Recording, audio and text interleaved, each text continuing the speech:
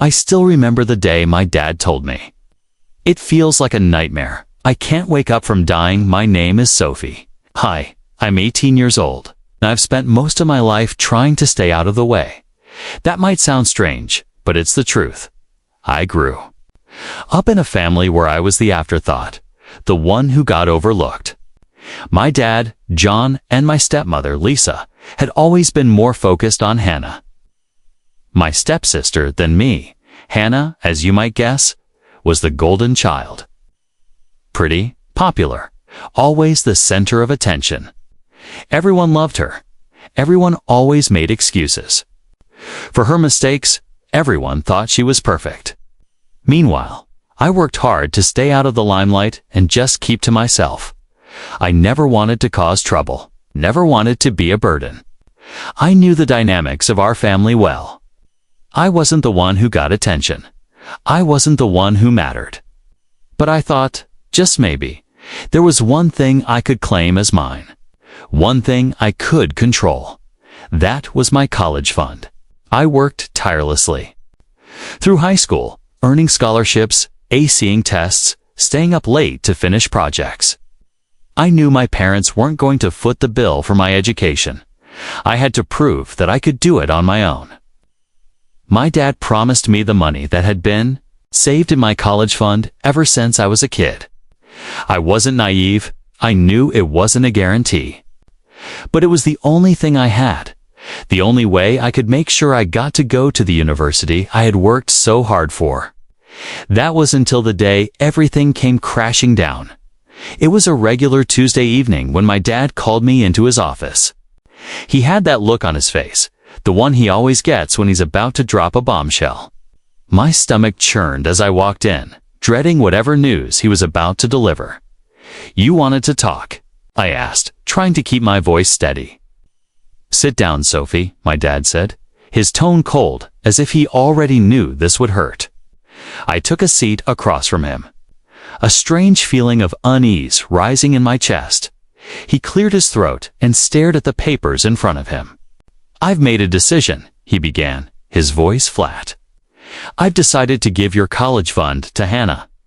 I blinked, not fully comprehending what I had just heard. My mouth went dry. I thought I had misheard him. "I'm sorry." "What?" I asked, my voice barely a whisper. He didn't look up from the papers in front of him. "She needs it more than you do. You've got your scholarship. She doesn't have anything." A cold wave washed over me. My chest tightened. I couldn't breathe. "You, what?" I choked out. "Hannah's struggling. Her grades aren't good enough for a scholarship. And she's not going to be able to afford college on her own. You've got your scholarship, Sophie. You don't need the money." I felt like the floor had just been ripped out from under me. My head spun. I opened my mouth, but no words came out. This couldn't be happening. I had worked so hard. I had sacrificed so much, but in that moment, everything I had worked for felt worthless. "Dad, that was my money. I earned it. You promised me."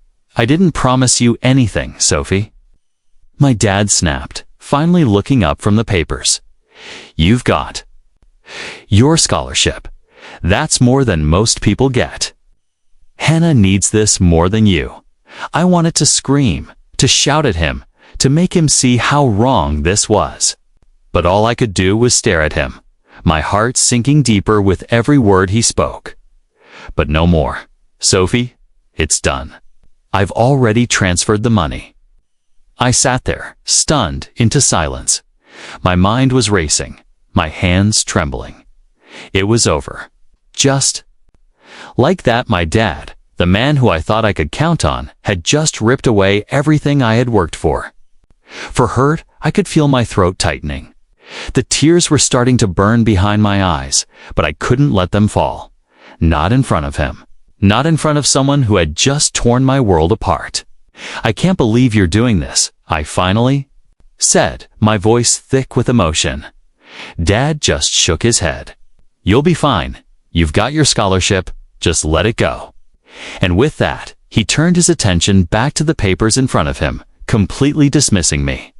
I didn't know what to say anymore. I didn't know what to do that I stood up and walked out of his office. My heart breaking with every step I took, that I had been so sure that the one thing I had, the one thing I could rely on, was mine. But in that moment, it was gone. Just like that, and worse yet, he didn't even care. I went straight to my room, slamming the door behind me. My heart was pounding in my chest, and my hands shook violently as I reached for the edge of my desk, gripping it just to stay upright. I didn't know what to do. I couldn't think clearly. My father had just taken everything from me. He had given her what was mine. I tried to convince myself that maybe he didn't know how much this meant to me. Maybe he didn't understand the effort I had put in, but deep down, I knew the truth. He didn't care. Hannah didn't care either. She didn't even know the hell I was going through. In fact, she'd probably never even ask. I knew her too well. She played the sweet, innocent act when it was convenient. But when it came down to it, she was just as manipulative as my father. The anger began to bubble up in me. My whole life, she'd gotten everything handed to her. She was the one who got praised for doing the bare minimum. She was the one who didn't have to fight for anything, and now she was getting my future. I couldn't believe it. But what hurt even more than the anger was the crushing feeling of betrayal. How could my dad do this to me? All those years of promises. All those late-night talks where he told me he was proud of me. All of it felt like a lie now.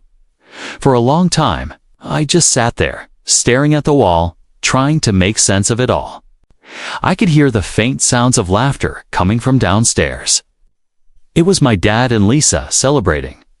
They probably didn't even know how much they had broken me. The worst part, it didn't even seem like anyone cared. I had no one to turn to. Friends, they would never understand.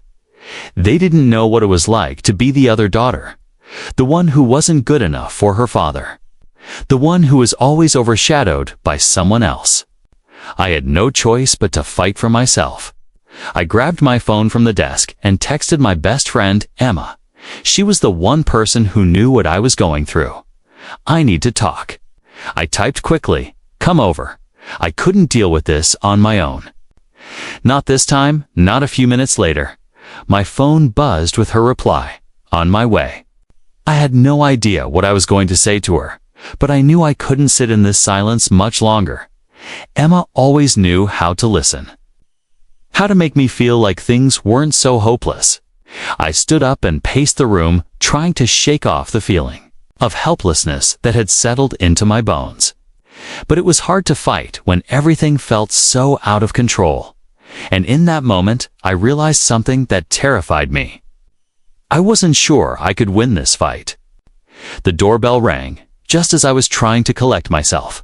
I wiped my face quickly, not wanting Emma to see how much I was falling apart, but deep down, I knew there was no hiding it.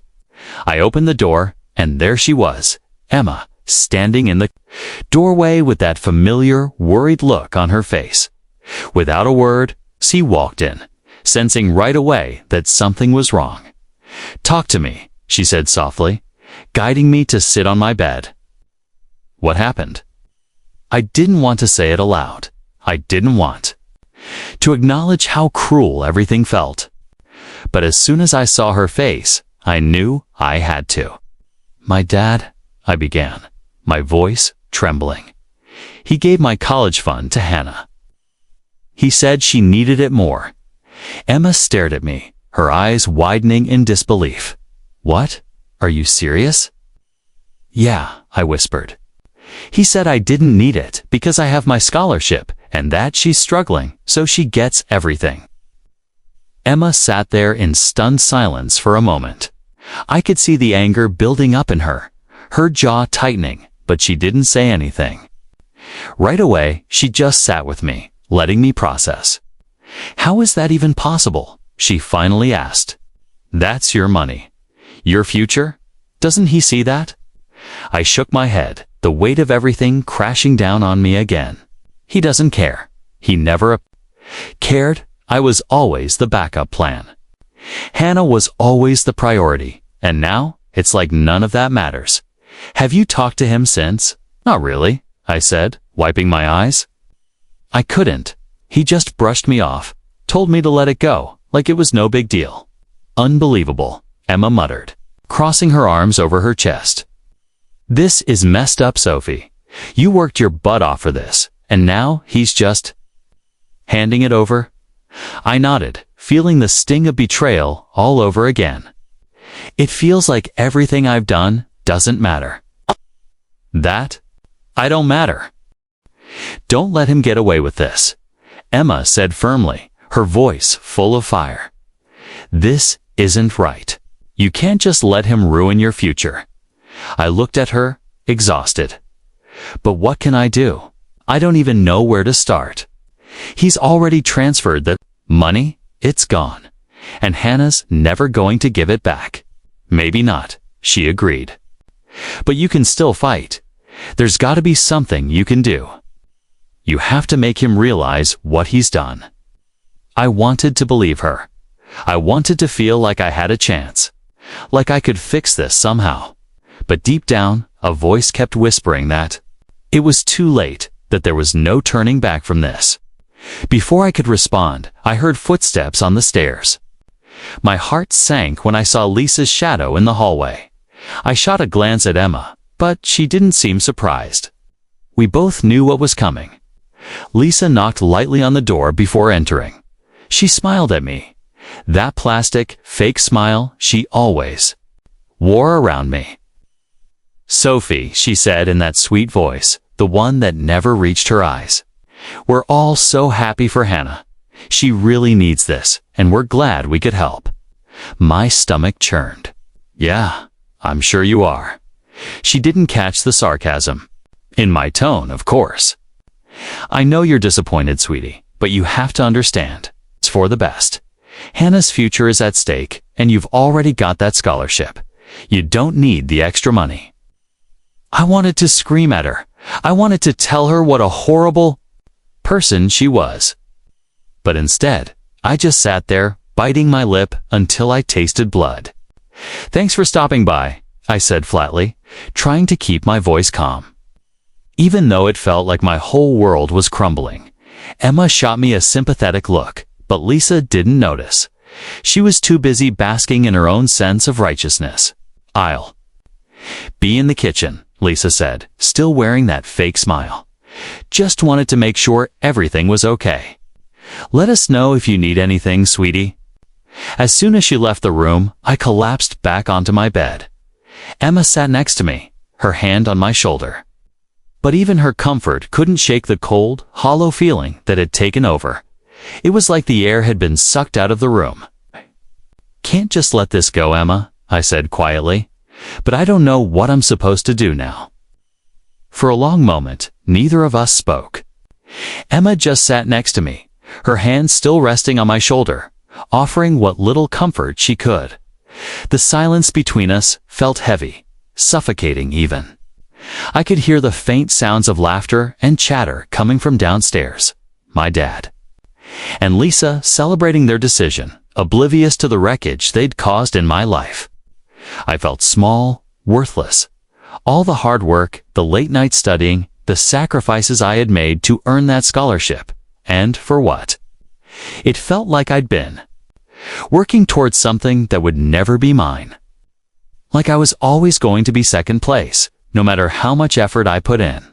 I don't know what to do, I muttered, almost to myself. They're never going to take me seriously. My own dad, he's always been so focused on making Hannah happy, and now this. I feel invisible. Emma leaned in closer, her voice soft but firm. You're not invisible, Sophie. You've worked harder than anyone I know. You've earned that scholarship, and it's yours. Not hers, not anyone else's. I could feel the tears welling up again, but I forced them back. I couldn't cry anymore. I didn't have the luxury of letting myself break down. Not now. I'm just so angry. Angry at him, at everything. I worked for this, for years, and they don't even see it. They don't see me. Then make them see you, Emma said, her words cutting through the fog in my mind like a sharp knife. This isn't just about money, Sophie. It's about your future. Don't let them take that from you. You've earned every bit of it, and you have to fight for it. But how? I asked, a sense of hopelessness creeping in again. They've already made up their minds. I can't change that. Emma sat up straighter, her voice growing more determined. You can. You just need to show them how much this matters. You're not just some backup plan. You have a future, and it doesn't revolve around them. You don't need their approval to succeed. Her words hit me hard. A wake-up call I wasn't ready for, but desperately needed. I had been so focused on the unfairness of it all, on how badly they had treated me, that I forgot the most important thing. I had earned this. And maybe, just maybe, I could still take it back. The idea of fighting for it felt overwhelming, but I knew I couldn't let this go. Not after everything I had worked for. Not after everything they had taken from me. I'll figure it out, I whispered, more to myself than to Emma. I'll make them see. I won't let them get away with this. Emma gave me a small, supportive smile. You've got this. Don't let them make you feel like you're not worthy of your future. For the first time in hours, I felt a small flicker of hope. I wasn't ready to back down. I wasn't going to let my father or Lisa or even Hannah steal what was rightfully mine. But as I stared at the wall, the anger slowly simmering in my chest, I realized one thing. This wasn't just about money anymore. This was about proving to myself that I wasn't going to let my family define my worth. I was going to take back what was mine, and I would do whatever it took to make them regret ever underestimating me. The next morning, I woke up with a sense of purpose I hadn't felt in a long time. My mind was racing with ideas, but also with anger. It wasn't just the money that had been taken. It was my dignity, my future, everything I'd worked for. I was determined not to let it go. After a restless night of barely sleeping, I spent the entire morning planning. I had to find a way to get my college fund back, or at the very least, make my father understand how much he had hurt me. I sat at my desk, scrolling through my phone, looking for any way to prove that what he had done wasn't just unfair. It was illegal. Why scholarship was important? Yes. But the college fund was supposed to be my safety net. It was meant to cover expenses that weren't included in my scholarship. Books, housing, anything that wasn't covered. And now, that was all gone. Gone to someone who didn't need it. Someone who hadn't worked a fraction as hard as I had. I started to search for legal loopholes. Maybe there was some way I could prove my father had no right to make that decision. Maybe there was a way to show that he was neglecting my needs. But the more I looked, the more I realized that I was in deeper than I thought. My father wasn't just wrong. He was breaking the rules in ways I hadn't even considered. He didn't even know what he had done. But the legal battle was going to take time I didn't have. And that's when I realized the worst part. Even if I won, even if I somehow got the money back, the damage was already done, and my father would never see me the same way again. He'd always look at me as the problem child, the one who didn't fit into his perfect little family. I was always going to be second place to Hannah. I sighed and leaned back in my chair, staring at the ceiling. I had a decision to make. I could keep fighting, keep pushing, and let this destroy everything. Or I could take a different approach and find a way to make my regret his decision without involving the law. IT felt like a risk either way, but I knew one thing for sure. I wasn't going to let him win. I had to outsmart him. The days passed, and I kept up the fight. But the more I thought about it, the more I realized that no matter what I did, nothing would ever be the same. No matter how hard I worked to prove my worth, no matter how much effort I put into making my father see the damage he had caused. It all felt futile. I had tried to take back what was mine, but the weight of the situation was crushing. I knew deep down that there was no winning here. Not really. Emma had been my rock throughout all of this, always offering support, always reminding me of my worth. But even she could see it. Even she could feel the tension. Nothing I did could change the past. Nothing could undo the damage that had been done, and more importantly, nothing could make my family see me as anything more than a side character in their perfect little narrative. Then came the day when my father finally spoke to me again. It wasn't about the money, though. It wasn't about making things right. It was about him making sure I understood his position, how I had no right to question his decisions, how Hannah was more important because she was the one who needed help.